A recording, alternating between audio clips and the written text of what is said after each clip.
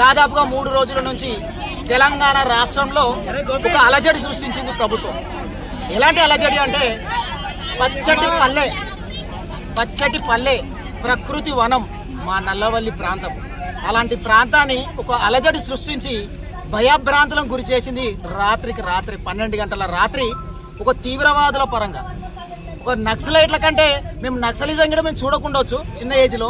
అలాంటి ఇన్సిడెంట్ మా నల్లవల్లి ప్రాంతంలో జరిగింది. రాత్రికి రాత్రి పిల్లలు ఉన్నారు, చంటి పిల్లలు ఉన్నారు, భార్యలు ఉన్నారు, కాలు జైలు పడిపోయిన తల్లిదండ్రులు ఉన్నారు. ఇలాంటి వాళ్ళను పక్కన వదిలిపెట్టి అన్యాయంగా అక్రమంగా మమ్మల్ని రాత్రి అరెస్టు చేసి ఎందుకు తీసుకెళ్తున్నారో కూడా చెప్పకుండా, ఎక్కడికి తీసుకెళ్తున్నారో చెప్పకుండా ఇవాళని దాదాపుగా నల్లవల్లిలో 200 మంది పైచులకు తీసుకెళ్లి నిర్బంధించడం జరిగింది.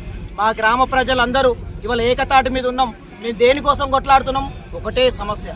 బంగారం లాంటి అడవిని నాశనం చేసి ప్రకృతి వనాన్ని సర్వనాశనం చేయడానికి ఈ ప్రభుత్వం ముందుకొస్తుంది. ఆ డంపింగ్ యార్డు ఇమ్మీడియట్లీ నిలిపివేయాలి. దాదాపుగా హైదరాబాద్ ప్రాంతానికి అతి చేరువలో ఉన్నటువంటి గ్రామం మా నల్లవల్లి గ్రామంకి దాదాపుగా హైదరాబాదుకు మూసాపేట అంటే భరత్ నగర్ మార్కెట్ కావచ్చు, అక్కడ బోయినపల్లి మార్కెట్ కావచ్చు, ఇక్కడ అందుబాటులో పటాన్చెరు మార్కెట్ కావచ్చు, ఇక్కడ షాపూర్ నగర్ మార్కెట్ కావచ్చు, దాదాపుగా హైదరాబాద్ ప్రాంతానికి పెద్ద మణిహారంగా ఉన్నటువంటి ఈ గుమ్మడదల మండలం పంట పొలాలు కూరగాయలు పండించే రైతులను ఇవాళ పొట్టన పెట్టుకోవడానికి కంకణం కట్టుకుంది. ఇది బేషరతుగా విరమించుకోవాలి. లేదంటే లగచల్ర స్ఫూర్తి మా నల్లవల్లి ప్రజలం ఒక తాటి మీద నిలబడడం అంటే లగచల్ర కాదు, అలాంటి లగచల్ర ఈ నల్లవల్లిలో జరుగుతుంది. అలాంటి పునరావృతం కాకూడదు. అధికారులు స్పందించండి. ఇకనైనా మీ యొక్క డంపింగ్ యార్డ్ పనులు నిలిపివేయాలని మేము డిమాండ్ చేస్తా ఉన్నాం.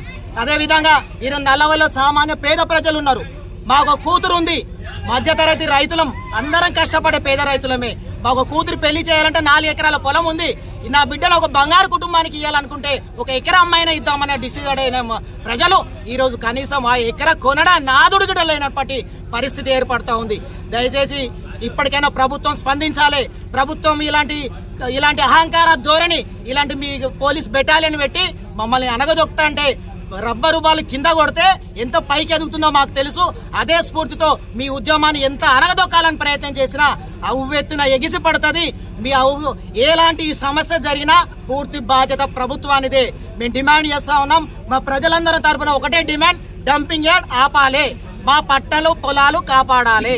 మా భూములు మాకే ఉండాలి.